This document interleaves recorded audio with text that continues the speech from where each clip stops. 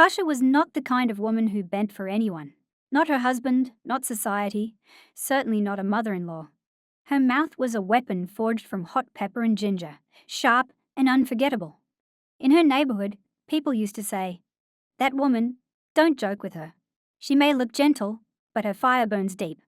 She didn't care for control, not from her husband, not from her pastor, and certainly not from anyone wearing the title mother-in-law. Yet beneath her fiery words and boiling temper, Tasha carried a heart that longed for something simple and pure. Peace. Her anger was like petrol. Just one small match, and boom, everything scattered. People nicknamed her Tasha Fire. She was deemed untouchable, her temper a storm of destruction. But deep down, behind her defiance, Tasha sought love. Her first husband was Ikechukwu, tall like an Iroko tree, with a gentle demeanor. People said he was as calm as evening breeze. But one fateful night, their marriage unraveled over something as trivial as soup. "You didn't put enough salt," Ikechukwu had said, shaking his head over dinner. Tasha, slow to stand but steady like a lion waking from slumber, carried a bottle of malt, smashed it onto his head, and roared, "If you want salt, go and lick the ocean." Blood flowed. Neighbors ran. By the end of the week, the marriage was finished. The second husband was Obinna, a wealthy man with shiny cars and unyielding pride. His father came to visit after the wedding and decided to give instructions. "This is not how a wife behaves," he scolded over a minor dispute. Before anyone could hold her back, Tasha rushed to the kitchen, grabbed a knife, and stormed out yelling, "Talk again, and I'll slice your tongue like slippery okra." The rumors exploded louder than fireworks. Tasha was labeled dangerous. That marriage didn't stand a chance. Her third husband's downfall was even more dramatic.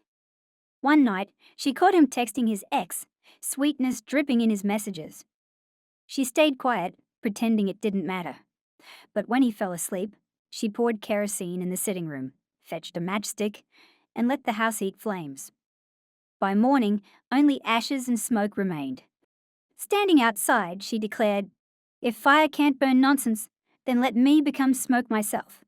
People nicknamed her Tasha Fire. She was deemed untouchable, her temper a storm of destruction. But deep down, behind her defiance, Tasha sought love.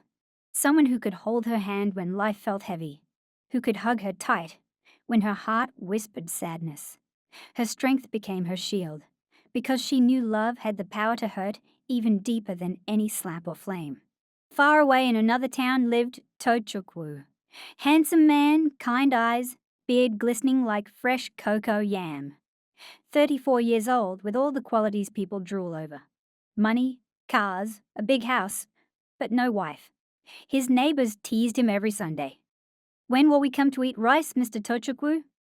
He just smiled, hiding what lay behind his bachelor status. Tochukwu's problem wasn't women refusing him. His issue was Mama Doris, his fiercely protective, loud house mother. Her mouth was like an alarm clock that never stopped ringing. Her voice, sharp enough to wake dead goats. A Bible in her left hand and thunder in her right, she was an army of one, ensuring her son never married a Jezebel. When Tochukwu tried dating, Mama Doris sniffed out everything. Her eyes were keen and her judgment swift, always ready to protect her son from any perceived threat. She scolded every woman. "Fried eggs? Why didn't she kneel properly? Who taught her to cook, Satan?" She dived into his personal life like a detective, inspecting drawers, sniffing shirts for traces of perfume. Any woman who entered Tochukwu's house had to survive the whirlwind of Mama's judgment. But none ever did.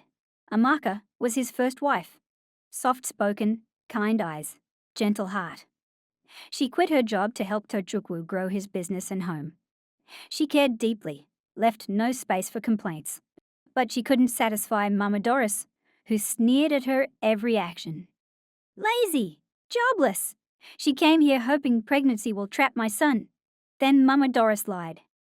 She whispered into villagers' ears, claiming Amaka had insulted the ancestors and slapped Tochukwu during an argument. Broken from Mama's constant jabs, Amaka packed her bags one night, wrote a small note, and disappeared. "I came with love. I leave with tears. Next came Halima, fiery and bold, yet refined. Tochukwu wed her quietly, away from village rumours, but Mama Doris still found her way into their marriage. After Halima miscarried, Mama Doris struck with cruel words. A dry well. She can't even carry a child. Halima faded behind closed doors, unable to endure. Then came Tasha. When these two crossed paths at a friend's party, Tochukwu found himself staring, enthralled. Her confidence was magnetic, her words sharp yet sincere. But Tochukwu felt obliged to warn her. My mother, he began, has ruined 2 marriages. She controls everything. Tasha laughed, a deep, unafraid laugh. Trouble brewed when Tasha entered Tochukwu's house. Mama Doris watched her every movement, disapproving of her cooking, her clothes, even her breathing. But Tasha didn't flinch. Her defiance was palpable, her spirit unyielding as she faced Mama Doris head on. Tasha was ready to meet the lioness in her den, undaunted and fierce. Mama Doris watched her every movement, disapproving of her cooking, her clothes, even her breathing. But Tasha didn't flinch. Her defiance was palpable, her spirit unyielding as she faced Mama Doris head on. Tasha was ready to meet the lioness in her den, undaunted and fierce. But Tasha didn't flinch. Her defiance was palpable, her spirit unyielding as she faced Mama Doris head on.